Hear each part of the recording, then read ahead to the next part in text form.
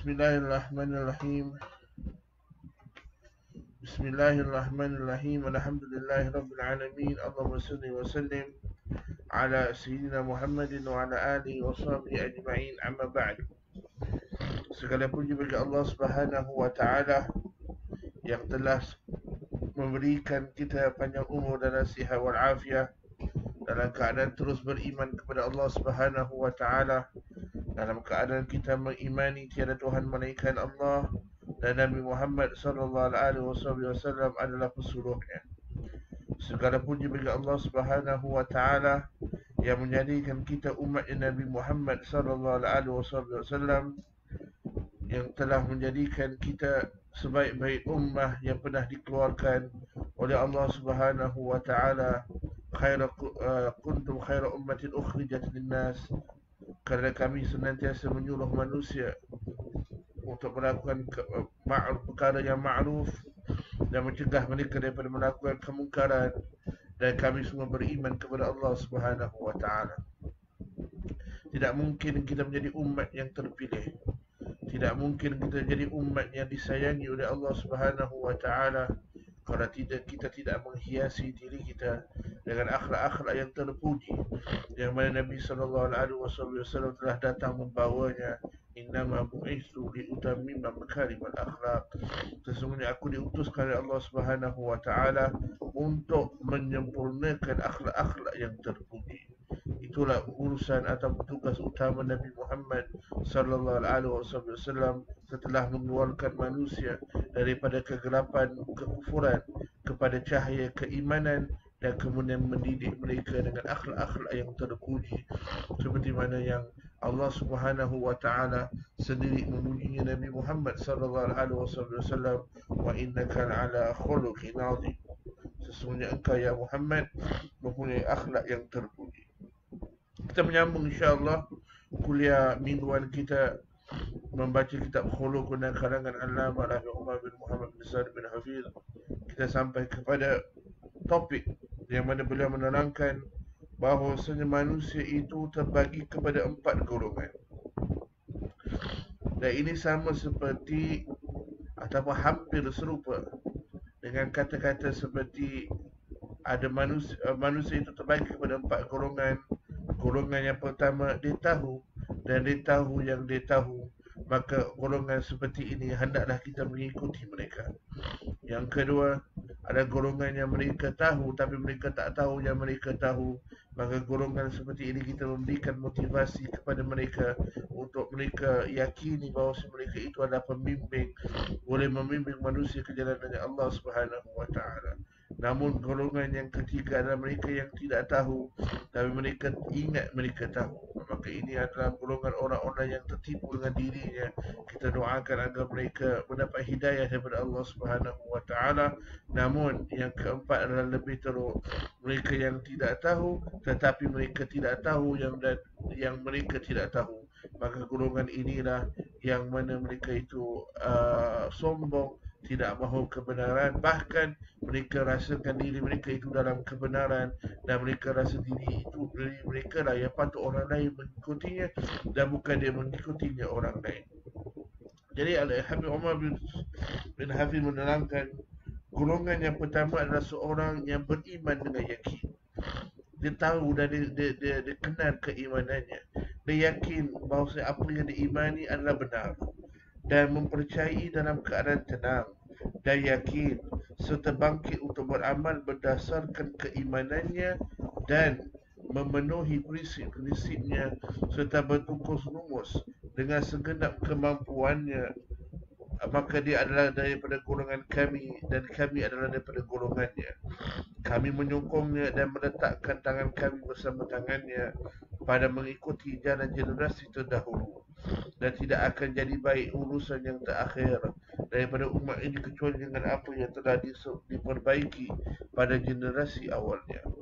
Maka golongan yang pertama, kata Habib Umar, ada orang-orang yang memang tahu dan kenal kebenaran. Mereka telah mengikuti jalan tersebut. Mereka mengikuti jalan-jalan orang yang telah mengetahui jalan yang benar. Maka kerana itu ittiba salaf iaitu mengikuti golongan orang-orang yang telah dibimbing oleh Allah Subhanahu wa taala adalah jalan yang selamat. Misal, seorang yang ingin untuk menjadi berjaya di dunia, dengan siapakah dia ikut? Adakah dia akan ikut orang-orang yang tidak ada kejawatan di dunia, adakah dia mengikuti orang-orang yang rugi di dunia? Lah, dia akan ikuti, dia akan menteladani, dia akan baca sejarah hidup orang-orang yang telah diberikan kurniaan oleh Allah Subhanahu wa taala untuk menjadi seorang yang berjaya, agar dia dapat membacanya dan mengikuti jalannya seseorang itu dalam kehidupan dunianya, yang mana dia mendapat kemenangan ataupun dia mendapat apa yang dia miliki. Maka begitulah uh, dalam agama kita mengikuti orang-orang yang mana mereka telah nyata jelas mereka itulah ahlillah, mereka itulah orang-orang yang dipilih oleh Allah Subhanahu wa taala. Kita berpegang teguh dengan Al-Quran dan kita berpegang teguh dengan hadis Nabi Muhammad sallallahu alaihi wasallam. Namun jangan lupa yang ketiga, iaitu para ulama kita, yang mana mereka itu memahami Al-Quran dan mereka memahami hadis Nabi sallallahu alaihi wasallam. Maka kerana itu generasi yang mutaakhirin seperti kita, kerana itu Nabi Habib Umar mengatakan yang terakhir tidak akan jadi baik umat ataupun urusan yang terakhir melainkan dengan apa yang diperbaiki oleh generasi yang awal. Maknanya yang kita mengikuti ittiba mereka-mereka yang telah dalam perjalanan yang benar. Jangan kita menyimpang, jangan kita mengambil jalan yang lain, tapi menerusi jalan tersebut, kerana jalan tersebutlah jalan yang selamat untuk seseorang itu sampai kepada Allah Subhanahu wa taala. Maka dia adalah daripada golongan kami, yakni kami menyokongnya, kami mengikutinya, kami mengasihinya, kami menyayanginya dan sebagainya, kerana mereka adalah sebahagian daripada, bahkan mereka adalah golongan orang-orang yang kami menyokongnya dan kami meletak tangan kami dengan tangan mereka, yakni kami jalan bersama-sama dengan mereka, kerana mereka itulah orang golongan manusia yang telah diberikan petunjuk oleh Allah Subhanahu wa taala. Allah Subhanahu wa taala menyuruh kita untuk mentaati kepada para ulama-Nya. Allah Subhanahu wa taala menyuruh kita untuk mengikuti Nabi Muhammad sallallahu alaihi wasallam. In kuntum tuhibbuna Allah fattabi'uni yuhibbukumullah. Allah Subhanahu wa taala menyuruh kita untuk mengikuti Nabi Muhammad sallallahu alaihi wasallam. Dengan ikuti Nabi Muhammad sallallahu alaihi wasallam, kita akan dicintai oleh Allah Subhanahu wa taala. Kenapa disuruh untuk mengikuti Nabi Muhammad sallallahu alaihi wasallam? Karena di situ ada keredaannya Allah Subhanahu wa taala. Dan kemudian Nabi SAW bersabda, Innama al-ulama warathatul anbiya. Para ulama adalah mereka pewaris para nabi. Para nabi dan rasul tidak mewarisi harta dinar ataupun dirham. Tapi para nabi dan rasul mewarisi ilmu yang diwarisi oleh para ulama untuk membawa manusia ke jalan yang benar. Maka golongan seperti ini kita mengikuti mereka kerana mereka telah mengikuti para ulama mereka sebelumnya, dan mereka telah mengikuti para sahabat, dan para sahabat telah mengikuti Nabi Muhammad sallallahu alaihi wasallam. Kerana itu para sahabat Rasulullah SAW, mereka benar-benar mengikuti apa yang diajarkan oleh Nabi Muhammad sallallahu alaihi wasallam. Maka golongan yang pertama ada golongan yang diredai oleh Allah Subhanahu wa taala. Golongan yang benar-benar yakin dengan keyakinannya bahawasanya mereka itu berjalan di atas jalan yang benar. Maka kita sebagai orang yang awam, sebagai orang yang kurang memiliki ilmu, maka hendaklah kita mengikuti mereka agar diri kita selamat dan ahli keluarga kita pun mengikuti mereka, agar semuanya berjalan di atas landasan ataupun di atas jalannya yang diredai oleh Allah Subhanahu wa taala. Itu golongan yang pertama. Manakala golongan yang kedua adalah seseorang yang mengetahui kebenaran dan beriman kepadanya. Dia orang yang mempelajari, orang yang ada ilmu, orang yang tahu kebenaran, namun keimanannya itu lemah, berat untuknya beramal berdasarkan tuntutannya. Dia tahu solat itu wajib, tapi nak solat berat untuk diri. Dia tahu puasa itu wajib, tapi untuk puasa berat untuk dirinya. Sukar baginya untuk membelanjakan duit, ini berinfak di jalan Allah, walaupun dia tahu perkara itu adalah perkara yang benar. Dia tahu ada perkara, jadi dia tahu perkara itu adalah perkara yang baik untuk dirinya dan baik untuk masyarakat, tetapi untuk mengeluarkan infak berat untuk dirinya. Banyak perkara yang dia fikirkan sebelum dia berinfak di jalan Allah Subhanahu wa taala. Maka golongan seperti ini, kata Habib Umar, kami menyeru mereka agar mereka beramal. Amallah dengan ilmu yang telah Allah Subhanahu wa taala berikan kepada kamu. Amallah dengan keyakinanmu bahawa solat itu adalah wajib, puasa itu adalah wajib. Segala perintah Allah Subhanahu wa taala adalah tidak lain melainkan untuk kebaikan diri kita, dan perkara yang dilarang oleh Allah Subhanahu wa taala ada perkara yang tidak baik, bahkan memudaratkan diri kita. Maka golongan seperti ini, golongan yang mana mereka sukar untuk beramal, tidak perlu mengajar mereka untuk keimanan kepada Allah Subhanahu wa taala, kerana keimanan mereka sudah yakin. Tidak perlu kita confusekan lagi akidah-akidah masyarakat kita. Mereka beriman tiada Tuhan melainkan Allah. Mereka beriman dengan perkara-perkara yang diwajibkan untuk beriman, yakni 6 rukun iman, dan mereka percaya kepada segala-galanya yang dibawa oleh Nabi Muhammad sallallahu alaihi wasallam. Keimanan mereka itu keimanan yang suci, keimanan yang pure. Tidak perlu kita confusekan mereka lagi dengan mempelajari tauhid dengan begitu dalam, tapi cukup dengan apa yang penting untuk seseorang itu mengimani kepadanya, kemudian mempelajari ilmu fiqh agar dia tahu apa itu yang perkara-perkara yang batalkan solatnya. Dia tahu bagaimana untuk mengambil wuduk dengan sempurna. Dia tahu perkara-perkara yang membatalkan puasa dan sebagainya. Ala kulli hal, dia meyakini dia meyakini beramal dengan amalan-amalan yang soleh. Dia meyakini dengan dia mempelajari ilmu fardu ain, maka selepas itu adalah menerjemahkannya ke dalam amalannya. Bukankah tanda seorang itu benar-benar iman kepada Allah adalah pertama, dia membenarkan dengan hatinya. Hatinya itu adalah tahap yang ataupun yang lidahnya. Dia membenarkan dengan lidahnya dan mengatakan la ilaha illallah Muhammadur Rasulullah. Maka mereka termasuk dalam binting kita. Mereka termasuk dalam golongan orang-orang yang kita jagai dan kita sokongi. Kemudian hendaklah hatinya juga beriman kepada Allah, hatinya juga turut takut kepada Allah, hatinya juga turut mengimani segala yang wajib diimani. Dan yang ketiga, menunjukkan keimanannya melalui amalannya. Solat kerana dia orang yang beriman, puasa kerana dia orang yang beriman, zakat kerana dia orang yang beriman, berinfak kerana dia seorang yang beriman kepada Allah Subhanahu wa taala. Maka golongan seperti ini hendaklah mereka diajak, mereka sudah beriman kepada Allah, diajak, diberikan motivasi untuk beramal kepada Allah Subhanahu wa taala. Seorang itu dengan niat untuk mendidik, boleh seorang itu menzahirkan amalannya. Bukanlah berarti dalam semua situasi seorang itu mesti menyembunyikan amalannya. Itu tidak benar.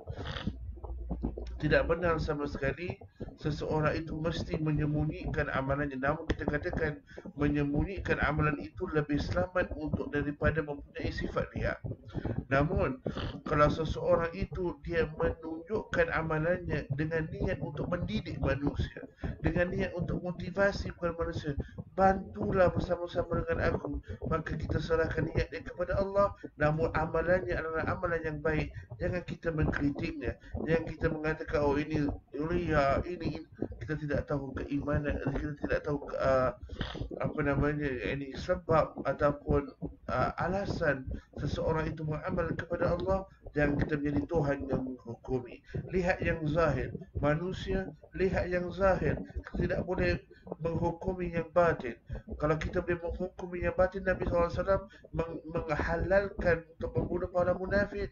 Tapi para munafik dibiarkan hidup oleh Nabi SAW. Solat di belakang Nabi, sujud di belakang Nabi. Tapi adakah sujud mereka diterima oleh Allah? Tidak, kerana iman tidak ada dalam hati mereka. Begitu juga dengan orang yang beramal tetapi tidak menunjukkan amalannya kepada masyarakat. Kita sebagai orang awam, kita menerima amalan itu adalah amalan yang baik. Namun kalau bagi seorang itu kalau dia beramal bukan kerana Allah Subhanahu Wa Taala, maka itu adalah celaka bagi dirinya, bukan celaka bagi diri kita. Jangan kita mengotor. Kalau kita mengotori lidah kita, kita menghina mereka, dalam masa yang sama mereka melakukannya demi Allah Subhanahu Wa Taala, maka kita telah melakukan suatu perkara yang mencelakakan diri kita. Tugas kita adalah membangkitkan manusia, adalah memberikan motivasi untuk manusia untuk bertakwa, untuk beramal dengan amalan yang diredai oleh Allah Subhanahu Wa Taala. Bukan tugas kita untuk menghukumi dek ni beramal kerana Allah, dek ni show off, dek ni. Itu bukan tanggungjawab kita sebagai umat Nabi Muhammad sallallahu alaihi wasallam. Kita tahulah tanggungjawab kita adalah untuk membangkitkan semangat manusia untuk beramal, bukan menghentikan manusia daripada beramal kepada Allah Subhanahu Wa Taala. Maka golongan ini kami menyuruh mereka agar mereka beramal dan sungguh-sungguh untuk menempuhi jalan yang benar yang mereka telah beriman dan redha kepadanya, serta menerangkan kepada mereka bahawa iman itu bukanlah dengan hanya bercita-cita, tetapi iman itu adalah apa yang tetap di hati dan dibenarkan dengan amal. Hadis riwayat Imam Dailami. Jadi seperti mana kita katakan, iman itu ada 3 martabat. Pertama adalah beriman dengan lidah, kedua beriman dengan hati, dan yang ketiga buktikan dengan amalan kita. Kita beriman kepada Allah SWT, kita buktikan dengan mata kita bagaimana menggunakan mata kita kepada perkara yang diredai oleh Allah SWT. Lihat kepada manusia dengan ta'zim, mengagungkan manusia, tidak melihat mereka dengan merendahkan martabat mereka. Kita menggunakan lidah kita untuk baca Al-Quran, mata kita untuk melihat para wajah para ulama, mata kita melihat wajahnya ibu bapa kita, mata kita gunakan untuk melihat Al-Quran, lidah kita gunakan untuk berselawat ke atas Nabi sallallahu alaihi wasallam, sehingga kita untuk mendengar nasihat-nasihat, dahi kita gunakan untuk sujud kepada Allah Subhanahu Wa Taala dan sebagainya.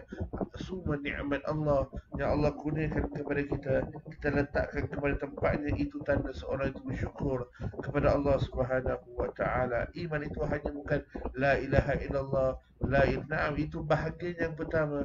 Bahagian yang seterusnya adalah buktikan dengan amalanmu bahawa kamu adalah seorang yang beriman kepada Allah dan Rasul.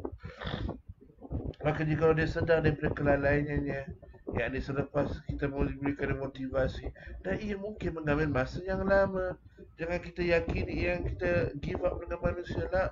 Dalam masa yang sama kita doakan, bahkan Nabi SAW mengatakan dalam hadis Nabi SAW, dalam hadisnya, doanya diaminkan oleh malaikat, dan malaikat mengatakan untuk kamu juga begitu, adalah doa kepada saudaramu, yakni dalam keadaan dia tidak dengar, kamu doakan mereka. Kita sayang kepada seorang, kita tak angkat tangan kita kepada Allah, ya Allah, jadikan dia golongan orang-orang yang sujud kepadamu, jadikan dia orang-orang yang murah hati berinfak kepada jalanmu. Minta kepada Allah, kerana yang menjaga hati adalah Allah. Ya muqallibal qulub, yang membolak-balikkan hati adalah Allah Subhanahu Wa Taala. Janganlah kita rasa bangga dengan diri kita sehingga kita lupa untuk memohon kepada Allah yang menjaga hatinya untuk menggunakan kepadanya hidayah dan taufik yang hanya datang daripada Allah Subhanahu Wa Taala. Kalau dia sedar daripada kelalaiannya, dia bangun daripada tidurnya, maka itulah apa yang kami inginkan daripadanya. Tapi kalau tidak, mereka tetap saudara kita. Mereka tak beriman, tidak salat, apa? Mereka tetap beriman kepada, mereka tetap beriman dengan apa yang kita imani. Mereka adalah orang yang mungkin belum mendapat taufik daripada Allah Subhanahu Wa Taala. Dan kita memandang rendah kepada mereka. Dan kita katakan, kau memang ahli neraka, kau memanglah neraka dan tempatmu. Jangan. Allah Subhanahu wa taala jika mahu menterbalikkan kondisi, Allah boleh menjadikan dia beriman kepada Allah dan beramal kepada Allah, kemudian Allah boleh mencabut keimanan yang ada dalam hati kita. Jangan rasa bangga dengan keimanan dan taufik yang Allah berikan kepada diri kita, kerana semuanya milik Allah. Bila-bila masa Allah boleh tarik balik. Jadi kalau kita tidak mentaati dan tidak mensyukuri nikmat Allah Subhanahu wa taala, dan salah satu tanda kita tidak mensyukuri nikmat Allah adalah kita memandang rendah kepada manusia yang lain. Kami memohon kepada Allah Subhanahu wa taala hidayah untuk kita dan mereka. Sedang jemaah yang ini, janganlah kita hanya mendoakan, ya Allah kurniakan hidayah kepada si fulan. Tak. Ya, mohon kepada Allah agar Allah Subhanahu wa taala mengurniakan hidayah untuk diri kita juga. Adakah diri kita rasa dah bangga sangat sehingga kita tidak perlukan hidayah? Tak. Kita senantiasa perlukan hidayah daripada Allah Subhanahu wa taala. Kita senantiasa perlukan pertolongan daripada Allah Subhanahu wa taala. Maka hendaklah kita senantiasa mendoakan hidayah untuk diri kita terlebih dahulu, kemudian baru ahli keluarga kita dan masyarakat kita yang lain. Bukankah Allah Subhanahu wa taala berfirman dalam Quran, "Wa anfusakum wa ahlikum nara." Allah Subhanahu wa taala menyuruh kita untuk menyelamatkan diri kita terlebih dahulu daripada api neraka sebelum kita menyelamatkan ahli keluarga kita. Jadi mohon hidayah untuk diri kita terlebih dahulu, dan kemudian mohonlah hidayah kepada ahli keluarga kita yang kita sayangi. Maka itu adalah golongan yang kedua. Manakala golongan yang ketiga, kata Habib Umar, seorang yang dalam keraguan, dia tak tahu kebenaran, ataupun dia tidak pasti sama ada apa yang dia sedang lalui ataupun dia miliki ada keimanan yang benar. Dia tidak tahu mengetahui jalan yang benar, dan dalam masa yang sama dia seorang yang tidak mendustakan kebenaran, tetapi ataupun dia seorang yang mendustakan kebenaran, yang dia tak beriman kepada Allah. Mungkin dia tidak beriman kepada Allah, mungkin dia tidak percaya kepada Allah, ataupun dia ragu-ragu dan sebagainya. Tapi dia bukan daripada golongan mereka yang memerangi dan menghalang jalan dakwah. Dia tak kacau jalan dakwahnya manusia. Dia tidak kacau masjid-masjid Allah. Dia tidak kacau umat Islam beribadah kepada Allah Subhanahu wa taala. Maka golongan ini kami berdakwah dengan mereka dengan hikmah dan berdebat dengan hujah-hujah yang terbaik. Salah satu hujah yang terbaik untuk menarik hati manusia ke jalan Allah Subhanahu wa taala ada akhlak yang terpuji. Tunjukkan kepada mereka akhlak-akhlak yang terpuji. Bukankah kerana akhlak yang terpuji ramai daripada golongan orang-orang Arab yang memasuki agama Islam di atas tangannya Rasulullah sallallahu alaihi wasallam. Kerana itu Allah memuji Nabi Muhammad sallallahu alaihi wasallam, wa innaka la'ala khuluqin 'azim. Nabi Muhammad SAW itu memiliki akhlak yang terpuji, ataupun yang mengatasi segala akhlak-akhlak yang terpuji. Kenapa? Kerana dengan akhlak-akhlak yang terpuji, manusia memasuki agama Islam. Seorang datang kepada Nabi SAW, seorang ketua daripada kampungnya, datang ingin untuk masuki agama Islam. Lalu kebetulan Nabi SAW menerima kambing-kambing daripada, kalau tidak silap, daripada Bahrain. Maka Nabi SAW mengatakan kepadanya, ambillah kambing-kambing yang ada di antara dua gunung ini, maka semuanya adalah untuk kamu dan ahli kampungmu. Maka dia kata, adakah benar ya Rasulullah? Benar, ini adalah untuk kau dan semua orang yang berada di kampungmu. Maka dia balik dan teriak kepada kampungnya, ayo, marilah kita mengimani Nabi Muhammad, kerana dia seorang manusia yang tidak takut kepada kefakiran. Dakwah kepada Allah Subhanahu wa taala memiliki pelbagai cara. Ada orang berdakwah dengan lisannya kerana dia pandai berhujah. Ada orang pandai berdakwah kepada Allah Subhanahu wa taala kerana dia pandai berdebat, mematikan hujah lawannya. Seperti Nabi Ibrahim alaihissalam. Nabi Ibrahim berhujah dengan perbuatannya dan juga dengan lisannya. Bukankah dia menghancurkan semua berhala-berhala yang disembah oleh kaumnya? Sehingga apabila dia ditanya Adakah engkau yang lakukan ini ya Ibrahim? Dia katakan bukan aku. Tanyalah kepada yang besar. Dia tak katakan bukan aku. Dia katakan tanyalah yang paling besar. Dia yang pegang kapak, bukan aku. Berhujah dengan pertama sekali memukul semua berhala-berhala, kemudian berhujah dengan lidahnya, dengan hikmah, bahawasanya yang memukul ataupun yang menghancurkan berhala ada yang paling besar, kerana aku tidak ada kapak di sisiku.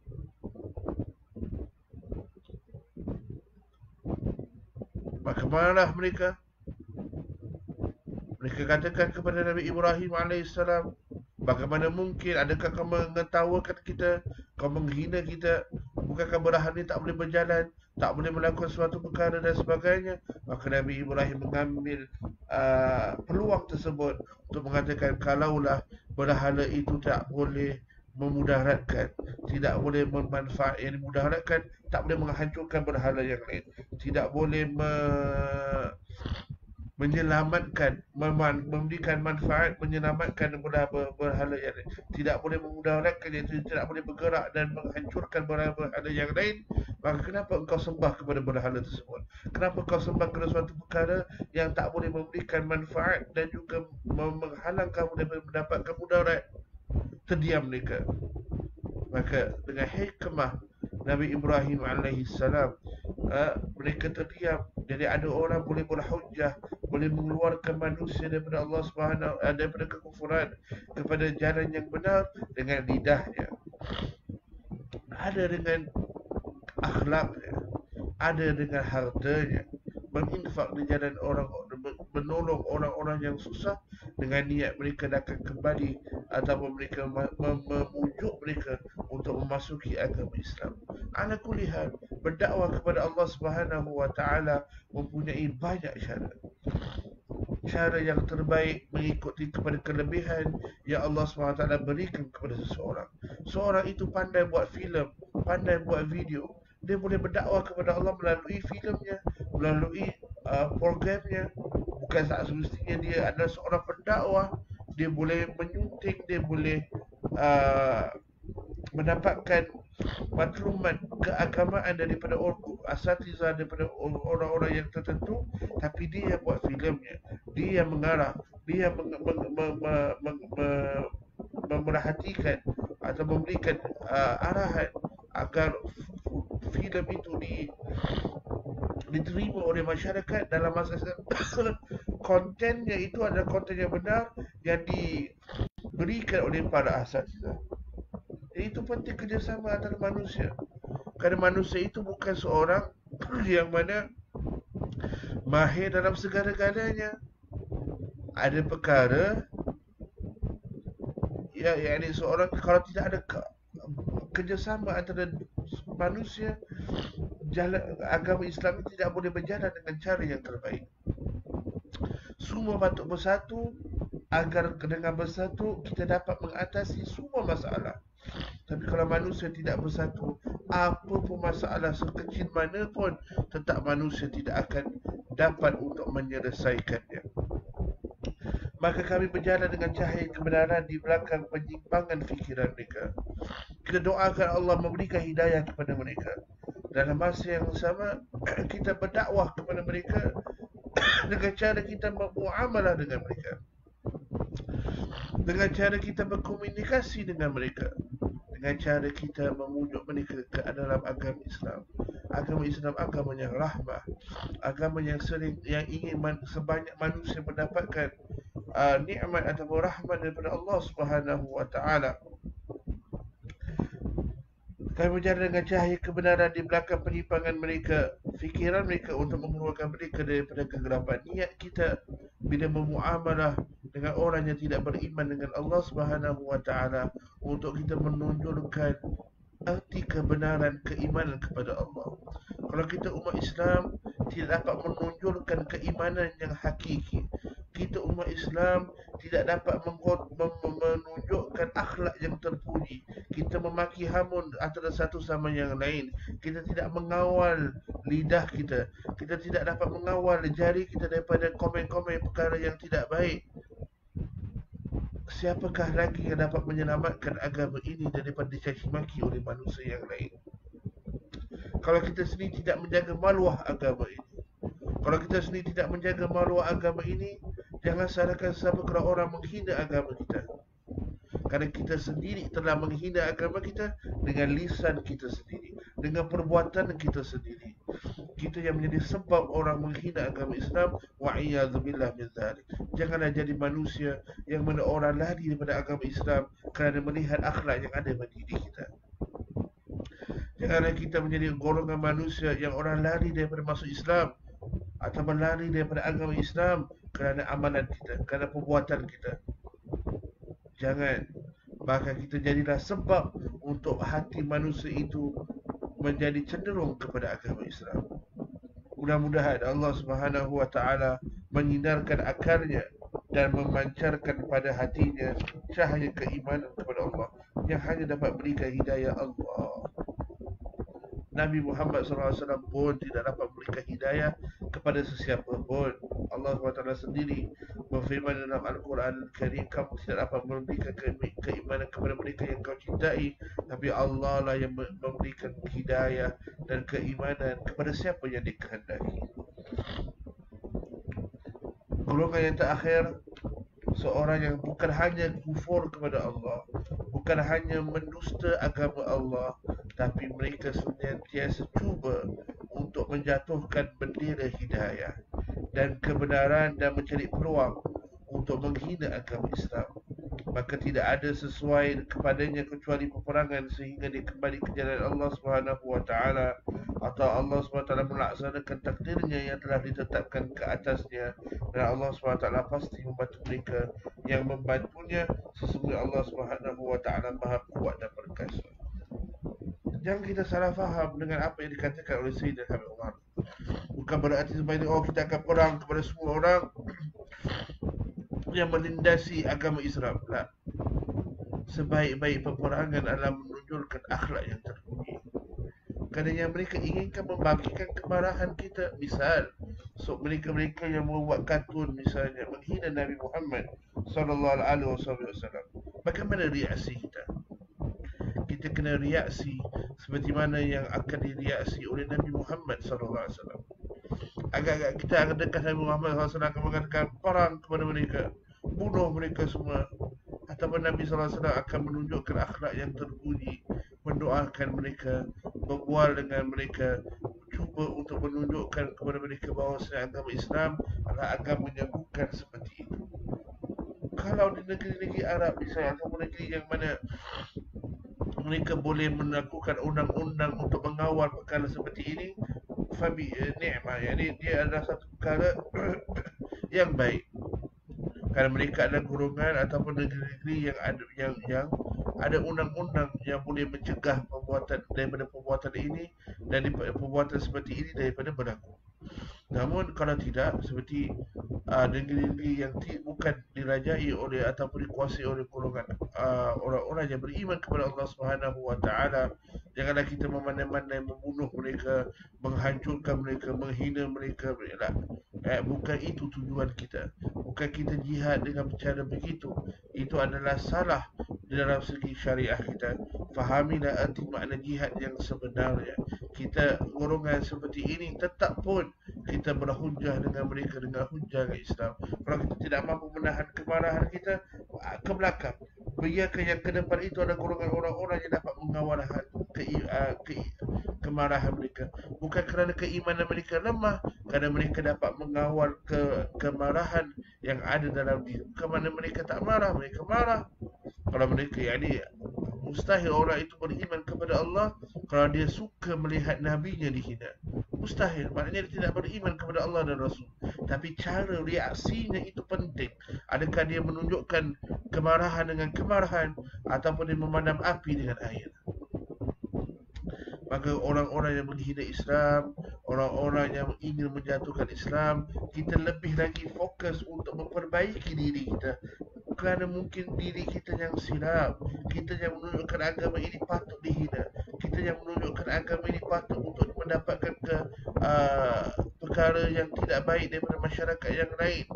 Maka periksalah diri kita. Maka inilah empat golongan yang dikatakan oleh Habib Umar. Pertama adalah golongan yang mereka benar-benar mendapat hidayah daripada Allah dan mereka tahu mereka itu mendapat hidayah daripada Allah. Golongan seperti ini kita membantulah mereka, kita tak terpegang tangan mereka, sama-sama berjalan di jalan Allah Subhanahu wa taala. Golongan yang kedua ada mereka yang ada keimanan namun lemah keimanan mereka. Kita bangkitkan keimanan mereka dengan memotivasikan mereka untuk mereka beriman dan beramal dengan Allah Subhanahu wa taala dengan apa sebagai dengan beramal kepada Allah Subhanahu wa taala seperti berpuasa, berinfak ke jalan Allah Subhanahu wa taala dan sebagainya. Dikatakan apakah hukumnya orang yang tidak solat? Bagi kita katakan hukum orang yang tidak solat adalah mengajaknya untuk dirikan solat, bukan mengatakan dia itu kafir, dia itu ini dan itu. Naam, ini ada hadis-hadis Nabi SAW, pendapat yang empat mazhab yang berlainan. Namun tugas kita bukan menghukumi dia ini kafir dan dia keluar daripada agama Islam. La, tugas kita adalah membawa seorang itu untuk beramal. Jangan menutup pintu amal kepada manusia. Golongan yang ketiga, Alhamdulillah. Golongan yang ketiga adalah golongan yang mana mungkin dia ragu-ragu dengan keimanan yang ada pada dirinya. Mungkin dia tidak percaya kepada Allah Subhanahu wa taala, tapi tak membawa masalah kepada manusia. Dia tidak mencegah manusia daripada terus mengingkari Allah Subhanahu wa taala. Alhamdulillah. Maka golongan seperti ini kita terus membimbing mereka ke jalan Allah Subhanahu wa taala melalui akhlak-akhlak yang terpuji yang ada pada diri. Kita tonjolkan bahawasanya kita adalah umat yang terbaik yang dikeluarkan oleh Allah Subhanahu wa taala. Dalam masa yang sama kita tidak menghina agama mereka. Bukankah Allah sendiri berfirman dalam Al-Quran Al-Karim, janganlah kamu menghina Tuhan yang lain, kerana akibatnya mereka akan menghina Tuhanmu sendiri, iaitu Allah Subhanahu wa taala. Jadi kalau kita tidak mahu orang menghina Islam, tidak mahu orang menghina agama kita, tidak mahu orang menghina Allah dan Rasul, jangan kita menghina mereka. Dan kalau mereka pun menghina Tuhan kita seperti mereka golongan yang keempat, iaitu mereka tak beriman kepada Allah. Mereka menghalang manusia daripada beriman kepada Allah. Mereka menghalang manusia daripada atau mencaci maki mereka dan sebagainya, kotori Quran, membakar Al-Quran. Bagaimana reaksi mereka? Jangan buat seperti apa yang mereka lakukan. Doakan yang terbaik untuk mereka. Kalau kita dapat mencegahnya, kita mencegahnya dengan hikmah, dengan penuh dengan kebijaksanaan, bukan dengan emosi, bukan dengan kemarahan. Kerana itu bukan dalam syariat kita. Reaksi kita perlu sama seperti mana yang kita yakini itu adalah reaksi Nabi Muhammad sallallahu alaihi wasallam, bukan reaksi dengan keegoan yang ada pada diri kita. Jadi mereka yang memerangi agama Islam, kita berhujah dengan mereka dengan hikmah, mengharapkan mereka mendengar hujah-hujah kita. Mudah-mudahan Allah Subhanahu wa taala memberikan keberkatan kepada diri kita. Mudah-mudahan Allah Subhanahu wa taala menjadikan kita hamba-hambanya yang memiliki ilmu, mengenal kepada Allah Subhanahu wa taala. Mudah-mudahan Allah Subhanahu wa taala menjaga diri kita, memberikan kesihatan kepada diri kita, ahli keluarga kita, mereka-mereka yang kita sayang, dan Allah Ta'ala menyelamatkan keseluruh masyarakat daripada wabak. Mudah-mudahan Allah SWT mengangkat wabak ini dengan secepatnya, dengan izinnya, dengan rahmahnya insyaAllah di Singapura dan juga di seluruh dunia. Mudah-mudahan Allah Subhanahu wa ta'ala banyakkan umur kita terus dalam sihat wal afiah, yang sedang sakit diberikan kesembuhan oleh Allah Subhanahu wa ta'ala, yang sihat dipanjangkan umurnya dalam sihat wal afiah, dan keadaan kita terus beriman kepada Allah Subhanahu wa ta'ala. Wa sallallahu ala sayyidina Muhammadin wa ala alihi wa sahbihi wasallam. Subhanakallahumma wa bihamdika asyhadu an la ilaha illa anta astaghfiruka wa atubu ilaik. Wa sallallahu ala sayyidina Muhammadin wa ala alihi wa sahbihi wasallam. Walhamdulillahi rabbil alamin.